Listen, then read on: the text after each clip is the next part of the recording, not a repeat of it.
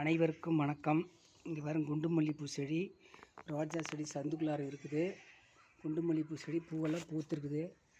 அடுக்கு மல்லிகை இருக்குதுங்க. டெய்லி 10 பூ 20 பூ எனக்கு கிடச்சிருது. தலைக்கு வைக்கிற அளவுக்கு பூ கிடச்சிருது எனக்கு.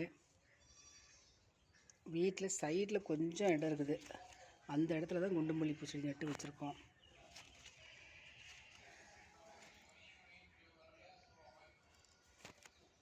பாருங்கள், அந்த லாஸ்ட்டில் ஒரு செடி இருக்குது, குண்டு மல்லிகைப்பூ செடி. அதுலேயும் ஒரு 10 பூ பூத்துரும் டெய்லி.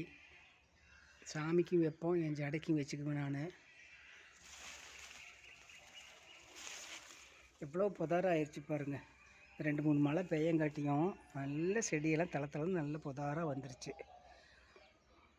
போன வருஷம் ஜனவரி மாதமெல்லாம் எல்லாமே காஞ்சி போய் இருந்துச்சு.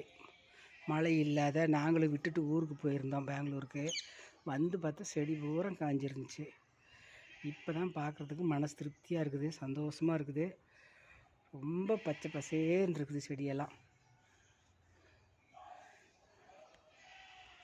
தேங்க்யூ.